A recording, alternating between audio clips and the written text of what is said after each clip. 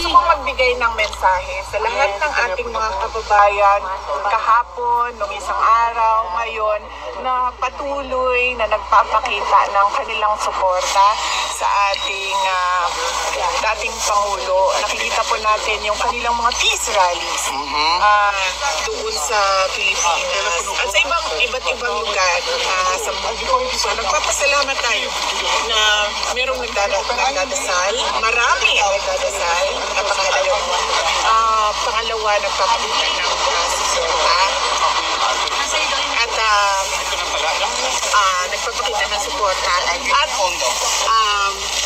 nagpapahayag ng kanilang nararamdaman. Of course. Huwag natin kalimutan na ang problema ng bayan ay hindi ang mga Duterte. Correct. Tama po. Ang totoong problema ng bayan, kayong lahat nandito kayo, nakikipagsapalaran kayo sa ibang bansa dahil walang oportunidad doon sa ating bansa. Patuloy ang kahirapan, patuloy ang kagutuman, patuloy na walang nangyayaring kaunlaran. Makikita nyo yung Netherlands, di ba? Yes po. Gusto natin maging Netherlands. Correct. Bukas na ba, ma'am? Bakit ba hindi nangyayari yun? Yun yung tanong natin. Yes. Mag-president ka na, ma'am. Bukas na mag-president ka. Bukas na Ma'am, mag-president ka na, ma'am. Huwag natin kalimutan yun. Vale. Na kami para sa inyo. Ako ang problema. Correct. Dahil po namin lahat yun. dahil bakit na ba ako nagiging problema? Dahil Tanda. Maganda. Gwapa. Tungod sa kagwapa ni mo, kulbaan sila, Bibi. Isa ka ko yung ano mo, ulit na lang ko eh. What are expectations? well, yes, as I said earlier, our expectation is that we will be given permission to visit since we are already complying as we speak with all the documents that they are asking of us. And then the next is we truly pray and hope that the court will listen for our request just to move the initial appearance so that we can have time to sit down with the former president and discuss what are the ways forward in his case. Thank you. The Vice President, of course, is here as a member of the family, and she will be in the gallery to witness the first hearing. So, hindi ko po alam kung mapagbibigyan yung hinihiling namin na ipagpag-iban, pero wala naman akong dahilan para na naisip para hindi mapagbigyan yan kasi wala namang pupuntahan si Presidente Rodrigo Duterte. Kaya na siya sa kulungan dito sa Pilipinas. So, ipagpaliban nyo na ngayon kasi hindi pa namin nakikita ang dating Presidente. Buong araw, kahapon, hindi siya nakita dahil di umano siya ay binigyan ng medical examination. So ngayon pa lang, ang problema dito sa ICC, daming papel bago mo makita. So we have just submitted the form to visit him para hindi naman kauna-unang beses magkikita sila ni Vice President dito sa hukuman. Ako, I feel strongly that before the hearing, not only I should be able to have access to him as a member of the Least Council of the Court, but the family should have access to him. So actually, ang priority ko is to make sure magkita muna silang mag-ama dahil hindi pa alam ni Presidente na nandito sa Vice President. Parang it's not proper naman na hindi alam ng ama na nandito na. So I'm more or less attending on this first hearing, a family matter. I want them to see each other outside of the court first so they can have a private. Attorney, what do you call the postponement? Is there a legal term for that? Wala naman, it's the same. Alam mo yun, the procedure is similar to Philippine procedure. Ang difference lang is before its arraignment and before it goes to proper trial, meron tinatawag na confirmation of charges. And in the confirmation of charges, they will establish that there really is probable cause and that there really is jurisdiction. But I do not know if I can be registered in time for the hearing today, but in addition to the postponement, if I am recognized today, and I'm not sure yet because we just did all the papers today, I will also bring the issue of the illegality of the arrest of the former president. That should lead to the court losing its jurisdiction. And I will be citing a case law from the Constitutional Court of South Africa that an illegal arrest is sufficient to divest the court of jurisdiction. This has been a right from by the Commission of International Law. In addition to the lack of jurisdiction because we had withdrawn from our membership and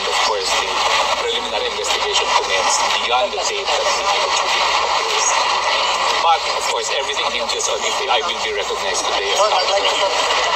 But right now, we have to leave because we want to see the president before he is brought to court. So just to be clear, sir, you said it has been sent privately already. Yung request to postpone this particular No, initial it hearing. has not been. It will have to be asked in the hearing today. Today. Okay. Paano po pag hindi po na pagbibigyan ng Sir, i-flip ko sa'yo, Ano po ang next na plan ninyo? Ang mangyayari lang naman, kung yung mapagbibigyan is sasabihin lang kung ano yung nature charges. But it is not an arraignment. Correct. It is just to make sure he understands the nature of the charges against him. Not an arraignment. Saan niyo po ihahain yung postpone? In court na, wala nang panahon kasi. Kasi alam nyo, itong notice came very late also. We had just arrived yesterday. And of course, nauna sila. DC came next evening of yesterday and I came yesterday then. No? And actually, yesterday we had no access to him because he was undergoing medical exam. No? And he was not here. No? And for a while, we were even alarmed where he was. But he was apparently subjected to medical examination. So it's only now, so pagbigyan na muna natin na makita muna yung mag-ama. Okay? Can we do that? Yes, I think he is in the detention facility. he's with them. We're going to the detention facility now. Please don't follow kasi hindi rin kayo magbibigyan ng access doon. Okay?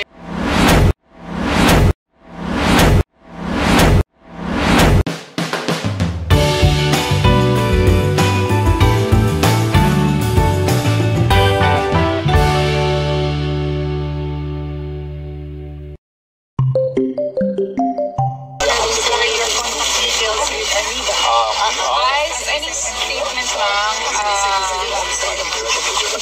Any statement lang po since you haven't seen your father since you arrived pala? Is that true? As I announced earlier, we'll do the Q&A later. So, Hindi pa kayo kasama. Okay. we'll do the Q&A later. Thank you. Okay. What time, ma'am? JC will give you details. Okay, promise. I promise you. We'll just need to do the paperwork that everyone from inside is asking from us. Ingat po, ma'am. Thank you po. Thank you po, ma'am. Ma'am, Sino ma'am, laban na gid, ma'am. Basta gwapa lang gid tayo, ma'am. Okay. Basta Pilipina, gwapa gid ka, ma'am. Alam niyo mga numbers ko. Basta ikaw. SMNA, pakisabi po sa sabi.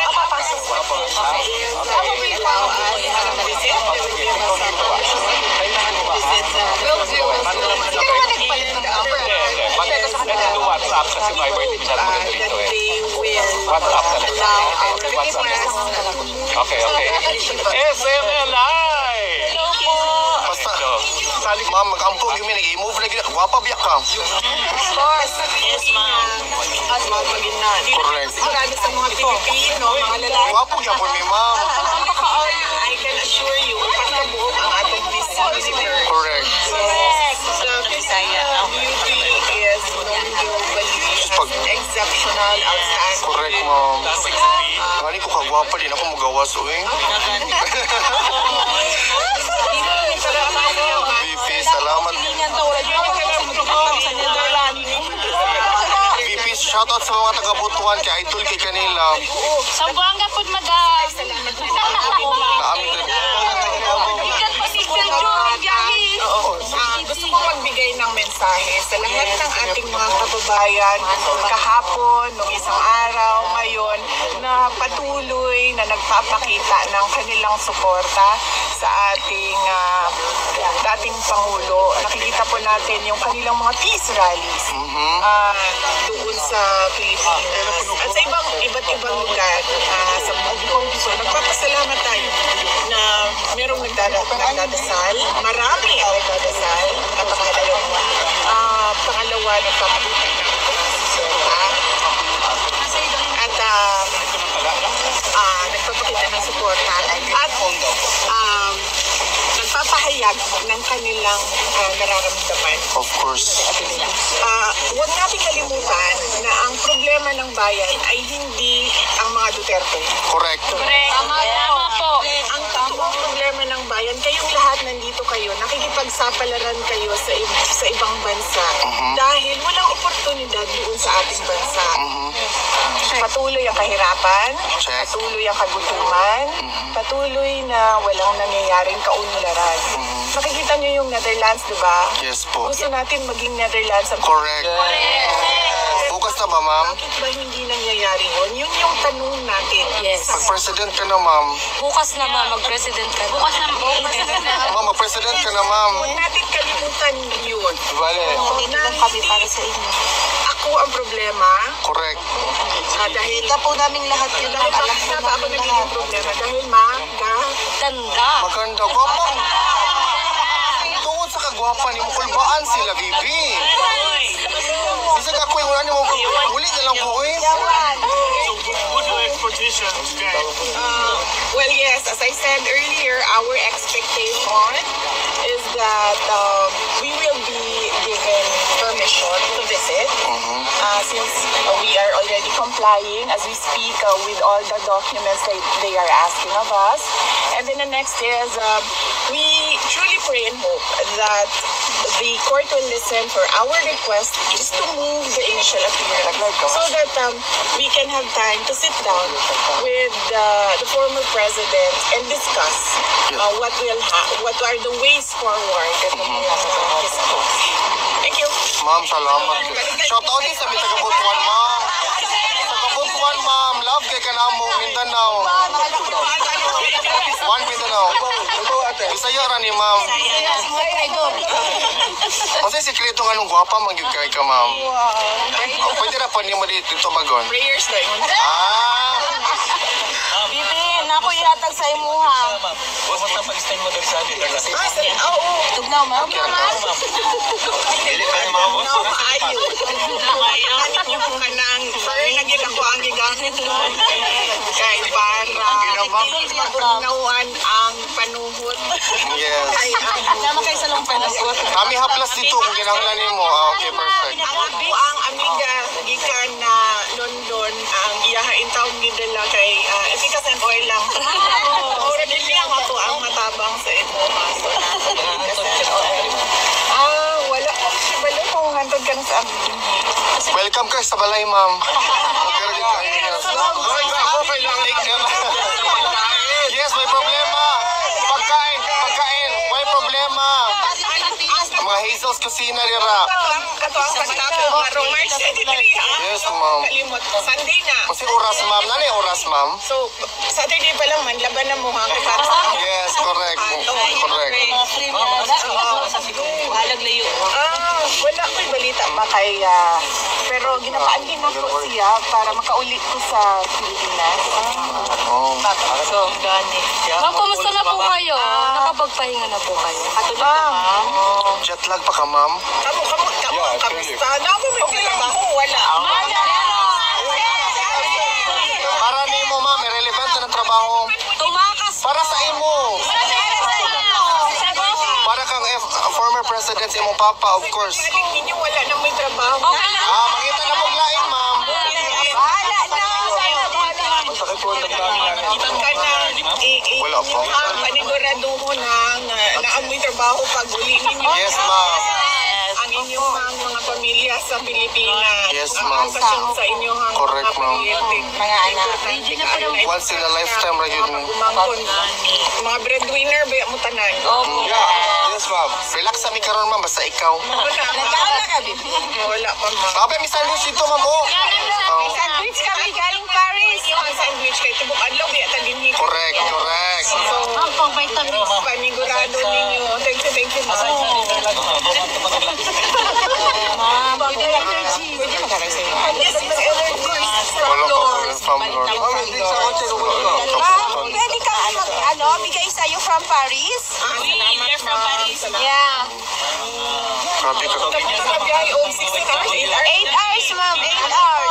Bisa pag 24 hours, basta makita lang ko na mo. Salamat, May problema, ma'am. Walang reply, sir. Wala response from the email. Yes. So, who is now Definitely. Casual, yes, casual is very good. Interview niya. Yes, ma'am. VP, salamat kay VP ha. Stay strong lagi ka, VP. Para mag-review sa regalo. Ayun ang mong gasto para sa ako.